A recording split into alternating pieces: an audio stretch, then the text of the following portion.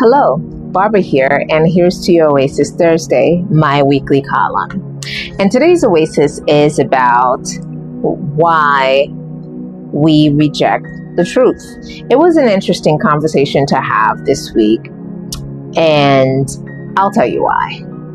When pride protects the lie, truth feels like an attack. Daniel Borstein says, the greatest obstacle of discovering the truth is not ignorance. It is the illusion that you already possess it. That's a very interesting quote, because one of the greatest mysteries of human nature is this. People often fight the hardest against the very truth that quietly keeps them awake at night. Not because they have disproved it, not because it lacks evidence, but because accepting it would require surrendering a version of themselves they have spent years protecting. In fact, this is the painful reality of cognitive dissonance, the mental and emotional tension that arises when our beliefs, actions, and reality no longer agree. Rather than changing our behavior, we often change the story we tell ourselves. It is easier to defend a lie than to dismantle an identity built upon it. Isn't that crazy? Pride whispers, if you admit this, you'll look weak. Humility replies, if you admit this, you'll finally become free. Don't you want to be free? In fact, the greatest prisons are not built with steel bars. They are built with pride, excuses, self-justification, and the refusal to let truth reshape our hearts. In fact, let's think about it. Jesus encountered this repeatedly. The religious leaders knew his miracles could not easily be explained away. They heard his wisdom. They witnessed transformed lives. Yet, many rejected him because accepting him meant surrendering their authority, reputation, and control. Jesus exposed this very tragedy in the Gospel of John 45.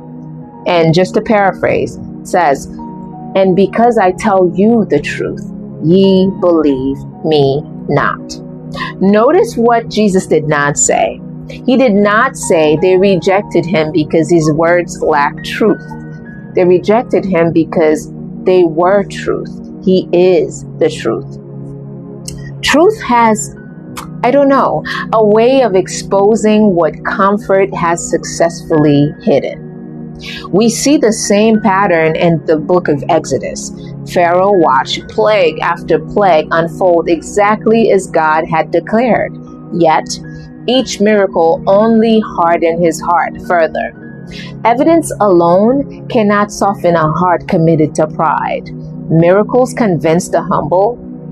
They often provoke the proud. Likewise, King Saul knew God had rejected his disobedience. Instead of repenting, he spent years protecting a throne God had already taken from him. Pride will exhaust you trying to preserve what humility would peacefully release.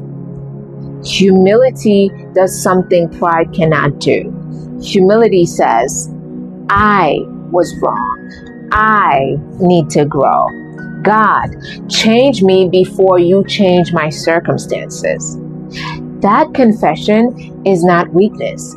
It is spiritual strength. Every breakthrough begins where self-deception ends. Now, I know we can always argue something different, right?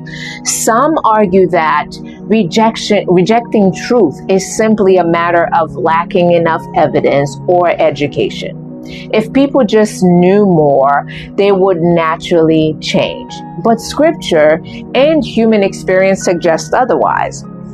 Many people possess enough information to change. The real struggle is not intellectual. It is moral and spiritual. Information changes mind. Transformation changes hearts. A person can understand truth perfectly and still refuse to embrace it. If doing so costs their pride, comfort, and identity, they will just ignore it. So here's my final reflection to you today. The most dangerous deception is not believing a lie. It is loving the lie because it protects your ego.